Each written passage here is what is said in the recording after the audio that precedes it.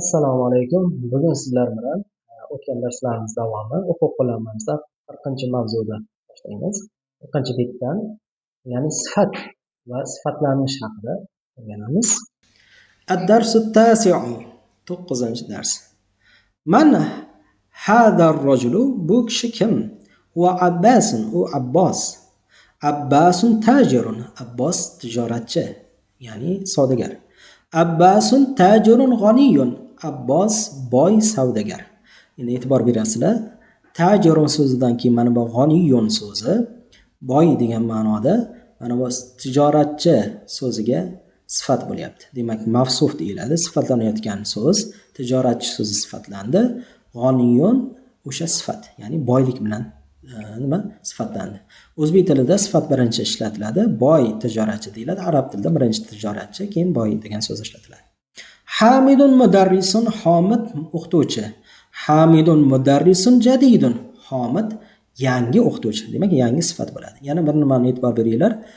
O'sha sifat bilan mavsuf bilan sifat demak bir xillik bo'lishi kerak. Demak, bu yerda birlik bo'lsa birlik, o'sha aliflomlik bo'lsa aliflomlik, muzakkar bo'lsa muzakkarlik yoki muannas bo'lsa muannaslik va i'robi raf bo'lsa raf bo'lishi kerak yoki boshqa i'robda bo'lsa o'sha i'rob bilan i'roblanadi. Ma hada, bu nima? Hada tuffahun, bu olma. At-tuffahu fakihatun lazizatun. Olma shirin meva, lazzatli meva. Ma zalika, ana u nima? Zalika usfurun, ana chumchuq. Al-usfuru ta'irun saghirun, chumchuq kichik qush. Usfurun o'zini ham kichik qushlarga umumiy ham ishlatiladi so'zi. Chumchuq degan ma'no bersak ham bo'ladi.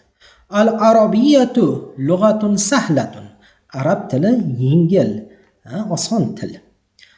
Al-arabiyatu lughatun jamilatun, arab tili chiroyli til. Ammarun talibun mushtahidun, Ammor faol, tirishqoq talaba. Va Mahmudun talibun kaslanu, va Mahmud dangasa talaba. Ayna anta, sen qayerda? Man anta, man anta, sen kimsan? Ana talibun, man talabaman. A anta talibun jadidun, sen yangi talabamisan? Na'am, ana talibun jadidun, ha, men yangi talabaman. Demak, mana shu yerga e'tibor beringlar. Mana talibun jadidun, talibun birlik, muzakkar, ya'ni o'g'il bolaga nisbatan ishlatiladigan so'z. Buni qiz bolaga tolibatun bo'lar. Demak, bu muzakkar so'z, sifatan muzakkar jadidun, qiz bolaga jadidatun bo'lardi. Va talibun birlik, jadidun ham birlik va i'robi bo'lsa mana un tanvini bilan mana i'roblandi va bu ham mana un tanvini bilan i'roblandi va yana bular demak nakr holatda, alif lomsiz holatda keltirildi. Ikkalasi ham bir xil. Demak, mana shu holatlarda sifat o'sha mavsufga ergashar ekan. Ya'ni mavsuf qanday i'roblansa, qanday holatda bo'lsa, sifat ham xuddi shunday holatda bo'ladi. Xo'sh, mana shu yergacha o'tganlarimizni yaxshilab o'zlashtirib olamiz.